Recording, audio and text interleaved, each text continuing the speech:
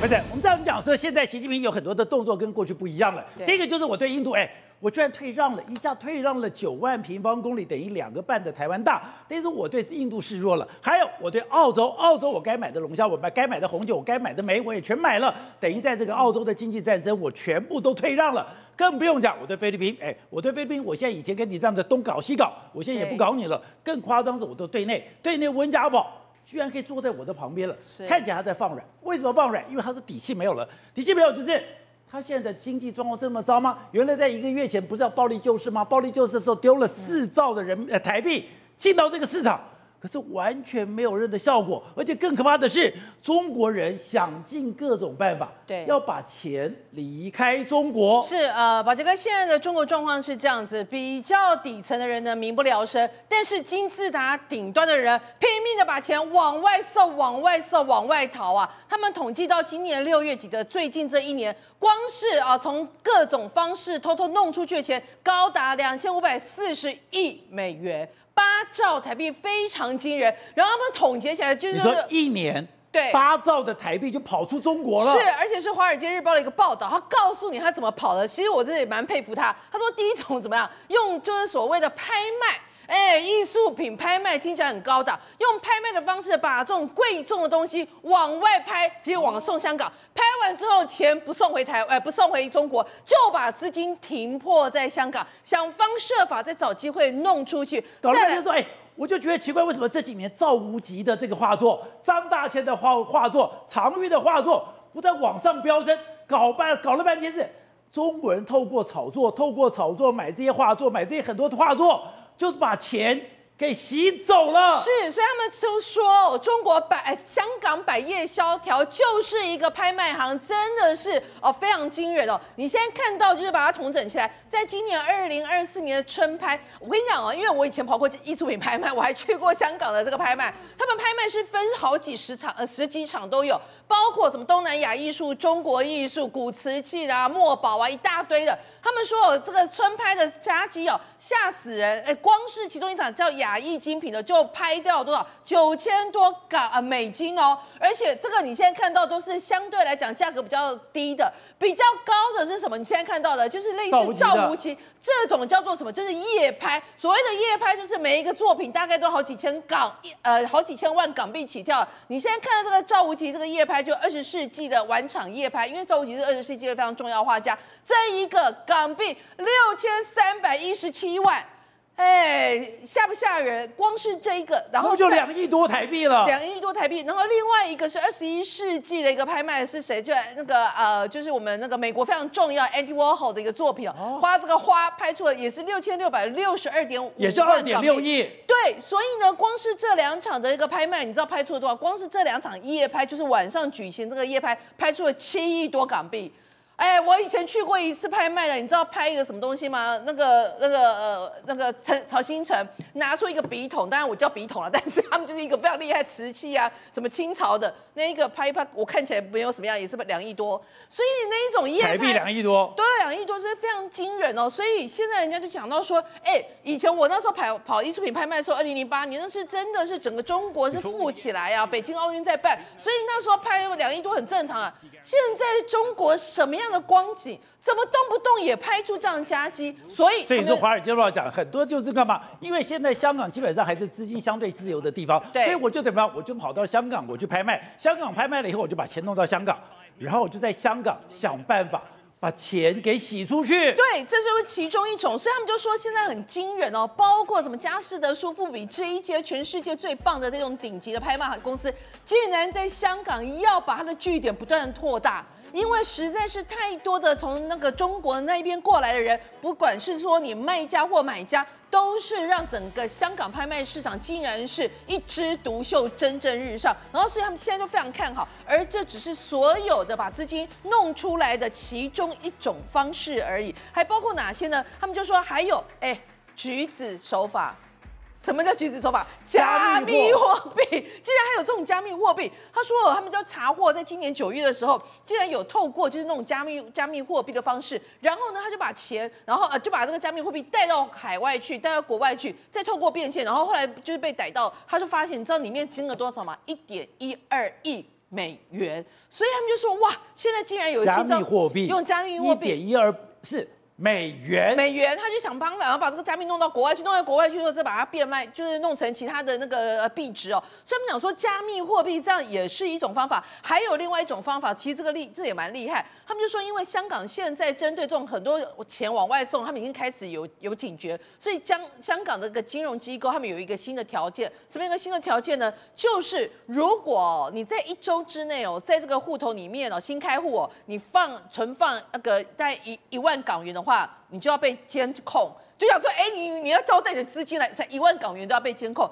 结果你知道吗？他们就发现很厉害，他们后来就慢慢把这个账户让你没有意识到之后，他用这个账户要干嘛呢？他就在国外又弄了一个空壳公司，然后呢就想方设法透过国外空壳公司，然后去买下吃下他自己本人在中国的企业股权，然后他就变他的大股东，对不对？这个国外空壳公司变大股东，对不对？这家公司再透过配股啦，配过一些奇怪的方式啊，把钱洗到国外去。所以他们讲说，中国现在无所不用其极，穷尽各种办法要把钱给弄走，就把钱弄走，所以1年8兆台币就没了，就没有了。然后还有一个，我也觉得这一招也蛮厉害，就是说呢，比如说这个东西我从国外买，可能只要比如说1000万美金，他就说1000万美金，我给你5000万美金。不对啊，这个东西只要1000万美金，你干嘛给我1000万美金啊？你自己拿 commission 大概拿个200万美金，其他的我帮你登照，所以就变成故意用高价啊，就有点类似科批手法，就福报加钱，然后想方设法把这个钱洗到国外去。所以你就知道这个洗钱这一招啊，所以就不管海内外、中国、台湾都一样啦，就那几招，橘子招跟科批招。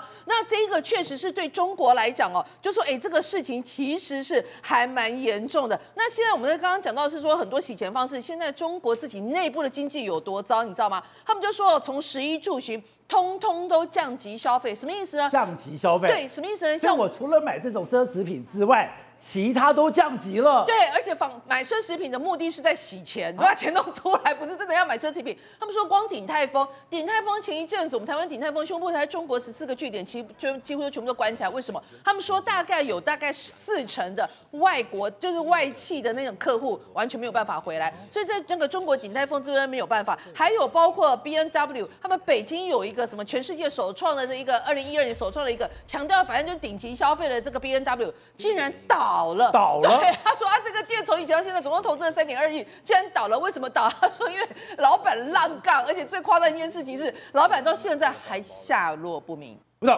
你刚才讲说，现在这个所谓的1年8兆台币出去，根本不算什么。之前不是讲吗？中国花了1个月时间暴力救市，等于说是8兆的我也是一样，4兆的台币，我要来救股市，救不了。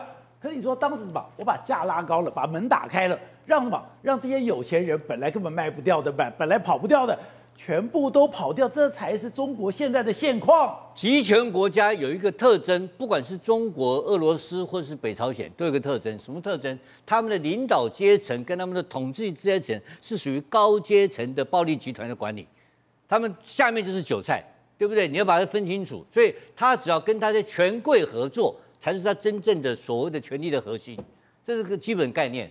所以你看，普丁有一批他的人嘛。这个金正恩对他的军人特别好嘛，普丁有在寡头政治，寡头嘛，对不对？然后你看到那中国是什么？红二代嘛，军二代嘛，就是这些正二代嘛。那这些人这10年下来，被习近平整个开始清扫嘛，开始清洗嘛。我清洗的过程当中，有没有是不是我们一直听说这些清洗王岐山的人发大财？王岐山为什么突然间垮掉？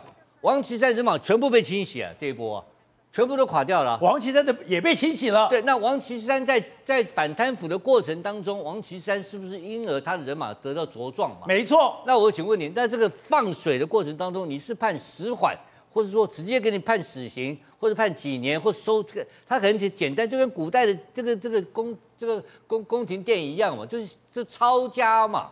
那我抄多少，那我留多少，东西怎么留？对不对？这里面通通有他们的手法嘛。对，这个中国的贪污啊，是有5000年历史啊。在这个本质上时代进步，可是那个文化的这个基因啊，对，没有改变的，那个恶劣的基因一直存在。所以你现在看到的艺术品的外逃，是谁在逃？就是这些人的钱啊。不管是习近平这一批新贵搞的钱，还是前面的渔猎搞的钱，对，都是这批人啊。不管是红二代，或者是这个习近平的人马，或者王岐山的人马，总有人有钱要跑。这些钱都是他们当年当贪官，他们去 A 老百姓的钱。因为照讲，中国是一个不合理的国家。中国这个国家，这经过20年、40年的改革开放，这个国家是非常有钱的国家，对不对？对。这不现在还有人说什么吃不饱饭，然后医保没有办法有健康保险，对，这太不合理了嘛，因为它是个社会主义国家嘛。不是，而且他的公务员都砍薪了。对，应该是全面的医疗保险没有问题，为什么农保做不起来呢？那钱表示有一大块的钱不见了嘛，对，没有分配，没有合理的分配到人民的身上，所以去哪里了嘛？就摊掉了嘛。他现在到哪里？这些都是什么？钱赶快跑掉嘛！他马上跑，当时怎么办？他送你刘宝杰，你当书记，我吴子嘉当总经理，我送你东西，送你一幅画嘛。对，那这幅画你到琉璃厂去北京去卖，就可以卖个几千万嘛。那个多好嘞！你看起来像个装潢一样，破房子装潢跟画什么关系？你刚刚那个 Andy Wave 那个画，那个什么鸟画，我看起来像5块钱台币一张，结果几千万美金，2.6亿，对，几千万美金嘛，你看那个哪里像个画嘛？对，所以这种东西就叫不起眼，就贪污的门道了。所以柯 P 太低级，柯 P 他不懂艺术嘛，那曹新成就高级嘛。对，曹新成他不贪污啦，可是柯 P 要贪污之前，应该要请曹新成教他一下，对，但是手法不一样，橘子也不要跑，对，大家看的都是破破烂烂的东西，都是古董，但这个东西就可以好卖。可是香港，我现在跟你讲坦白话，香港也好，中国大陆也好，银行通通管制。我最近有个好朋友来到台北，香港朋友到台北来跟我吃饭，几个礼拜前，对，我告诉你，开户没那么简单呐。银行开户非常困难我在香港以前有户头我一定有的嘛。我在香港我有公司过嘛。后来一段时间你禁止到，我就把它取消掉了，你知道吧？现在不会，现在他帮你取消，管制非常严格。那为什么他们能够这样子畅所这个无所阻挡的自由自在的来往往？为什么？特权阶级嘛。这不是他的红二代，他怎么可能这个钱出不来啊？对，能够开放让你钱出来，这些人也都是他们的这个所谓的统治集团的这个整个的护从集团一份子，这钱才跑得出来。是哦，这两天不是讲吗？我们的台积电好像被川普盯上了，川普盯上了以后，我们刚刚讲的昨天的 ADR 跟今天就跌了，跟着不用。台积电非常可怕的是，之前不是讲说我们在亚利桑那的建厂不是困难重重吗？对。可是我听到一个消息把我吓坏了。他说：“现在亚利桑那厂那边，我开始去投片了，投片的良率竟然比台湾还高。”对，没错。上次的消息来说，是 Bloomberg 所揭露一个消息，他是由台积电的北美分公司的这个总裁卡西迪说的。他说呢，原本大家都说这个亚利桑那州厂一定做不起来，对不对？但是他说，该厂市场的良率呢，跟台湾的相比，就是譬如说以4奈米。对比台湾的4奈米的时候呢，他说良率比台湾还要高4%那个厉害呀，很厉害。所以也就是说呢，美国晶圆厂的确是营运的下去啊，不见得是营运不下去的一个状况啊。那为什么这个样子呢？因为很简单，因为目前为止台积电在这个美国厂的方式都是用，它可能在总部呢，可能就设了一些包说，我的这个输送程式呢，我从台湾把它设到这个美国去。你说还是在台湾控制的？对，设到美国去之后呢，然后当然美国会有那边有人员这边互相控制。那尤其是现在的作业是这样，这个比较简单的由老美来做，比较难的呢是台积电的工程师在做。那如果要轮班的时候呢，还是以台积电的员工来轮班为主。所以也就是说，因为有台积电的先期员工在那边呢，对，才会让它的整个产能呢，事实上目前为止的良率或者整个状况都比大家预估也要更好。所以台积电到了美国没有这个水土不服的问题。目前为止还是水土不服，是因为劳工可能不想要工作，这个是个问题。但是如果有台湾的员工过去的话，他的确是可以做的蛮不错的。所以现在接下来的话，因为目前为止只有这一座厂明年要开始大量量产，所以这一座厂可能明年开始呢，会为台积电贡献我们未来的美国的这个营收。不过呢，现在大家可能比较注意的就是说，所以他本来以为说亚利桑那厂会变成了台积电的盲肠，或者变成你的透脚，或者变成你的拖油瓶。是。现在没有了。对，而且为什么不会呢？让刘德英就对了。对，为什么这样说呢，宝杰？那因为很简单，因为这个亚利桑那州这个厂呢，它的价格是比台湾的要贵的。也就是说，台积电未来在全世界的各个地方会用不同的价格，在美国会稍微贵一点点，然后在台湾会这么贵。那所谓的，也就是说，这几天大家不是说吗？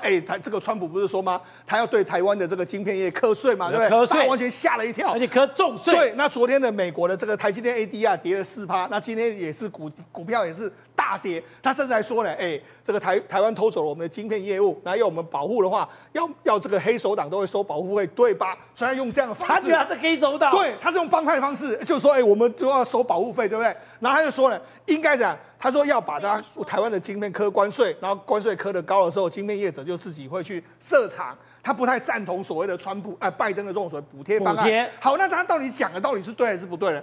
宝姐，我觉得他其实不是很了解台湾的晶片产业跟美国之间的关系。